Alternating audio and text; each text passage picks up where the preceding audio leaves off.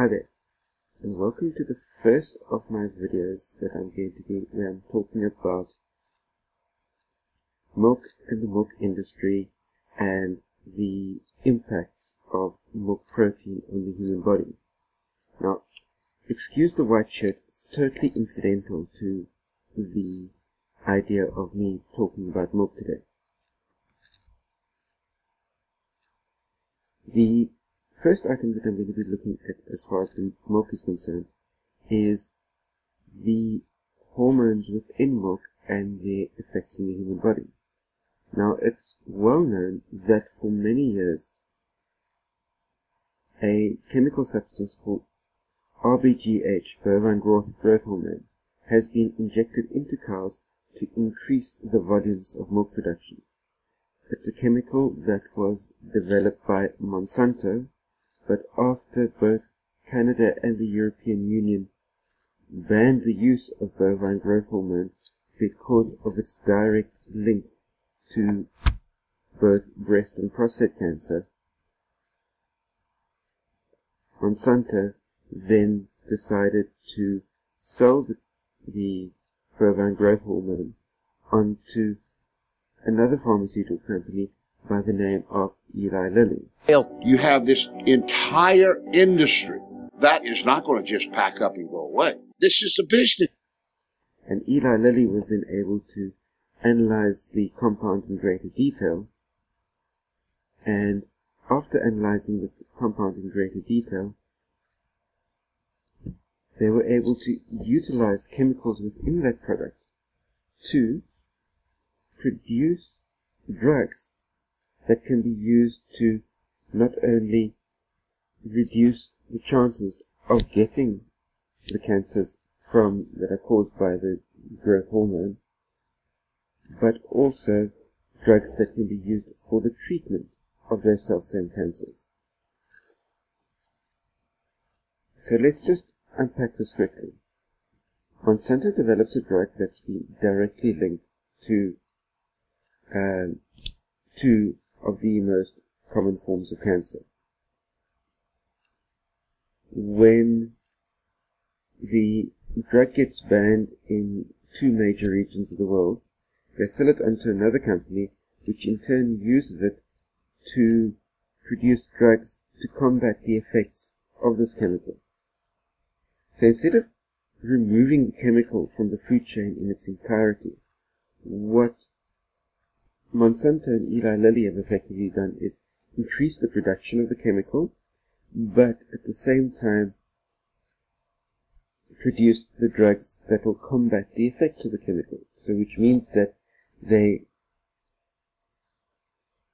scoring as far as their profits are concerned from producing the drug that's harmful to you, and at the same time they're scoring on their profits when they are selling to you the drugs to combat the effects of bovine growth hormone in the first place. And how do they manage to do this so effectively? By greatly influencing the decision makers and the policy makers. I'm including a short clip over here to show exactly how this takes place. With the effects of bovine growth hormone, the artificial hormone that farmers were injecting into their cows so that they would produce more milk. With Monsanto, I didn't realize how effectively a corporation could work to get something on the marketplace. The levels of coordination they had to have. They had to get university professors into the fold. They had to get experts into the fold. They had to get reporters into the fold. They had to get the public into the fold. And of course the FDA, let's not leave them out. They had to get the federal regulators convinced that this was a fine and safe product to get it onto the marketplace. And they did that. They did that very, very well. It's a great time to be a high-producing cow. Posilac One Step, bovine somatotropin by Monsanto. The federal government basically rubber-stamped it before they put it on the marketplace. The longest test they did for human toxicity was 90 days on 30 rats. Posilac is the single most tested new product in history and is now available to you specifically so you can increase your profit potential. And then either Monsanto misreported the results to the FDA, or the FDA didn't bother to look in depth at Monsanto's own studies. The scientists within Health Canada looked very carefully at bovine growth hormone and came to very different conclusions than the Food and Drug Administration in the U.S. did.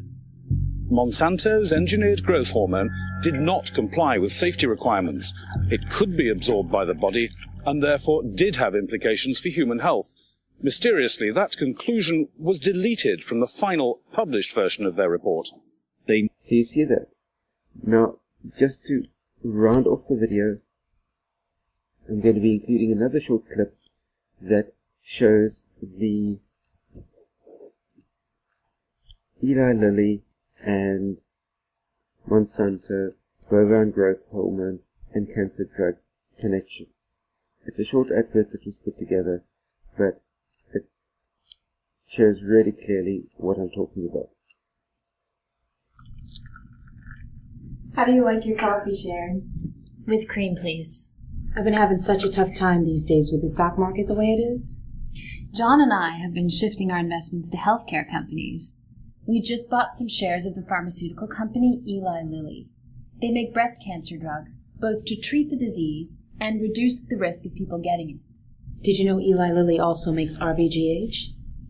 RBGH? What's that? It's a synthetic hormone given to dairy cows. They sell it under the name Posilac.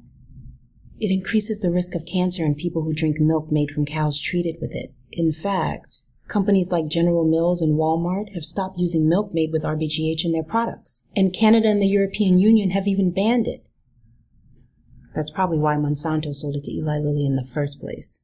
So Eli Lilly is making profits from cancer drugs and a substance that could increase the risk of people getting cancer? Yeah. So Eli Lilly is milking cancer. That's it for this time.